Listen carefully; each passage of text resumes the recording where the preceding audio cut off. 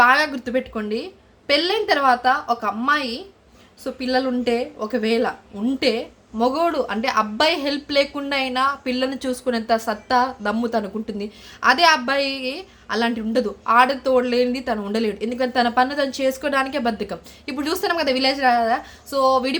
విడిపోయిన తర్వాత స్వాతి హైదరాబాద్ వచ్చింది, మిషన్ నేర్చుకుంది, అన్నీ చేసింది. సో వాళ్ళది ఆ స్వాతి గురించి మ్యాటర్ పక్కన పెట్టేస్తే మనం ఇక్కడ ఏంటంటే తనే చెప్తుండే వీడియో లాస్ట్లో, నేను ఏ పెళ్ళాం దగ్గర చేయని పనులన్నీ ఇప్పుడు చేయాల్సి వస్తుంది. అది అర్థం చేసుకుంటే అంటే నువ్వు చేసుకున్నది నిన్ను స్వాతి ఎంత చక్కగా చూసుకుందో అందరం చూసిన వాళ్ళే మేము. సో అదనమాట. మరి ఈమెనైనా సక్రమంగా చూసుకుంటే బాగుంటుంది. అండ్ జోడీ వైజ్ సూపర్. బట్ నాకేంటంటే పిల్లలు ఈ మధ్య కాలంలో మీ దగ్గర ఉండడం తక్కువ అనిపిస్తుంది. అండ్ స్వాతి దగ్గరే ఎక్కువ ఉంటున్నారు. ఎందుకంటే తల్లి దగ్గర ఉండడమే క్షేమం పిల్లలకి. సో ఎందుకంటే నువ్వు స్వాతిని విడిచిపెట్టి కొన్ని రోజులు కూడా కాలేదు, ఇంకొక పెళ్లి చేసుకుని హాయిగా ఉన్నావు. తను అలా కాదు కదా, పిల్లల్ని పేరెంట్స్ని చూసుకుంటుంది. సో అది ఆడవాళ్ళ పవర్ అనేది, అది గుర్తుపెట్టుకుంటే చాలు. అండ్ ఈ మినీ షార్ట్ మీకు నచ్చిందా? నచ్చితే కంపల్సరీ కమెంట్ చేయండి.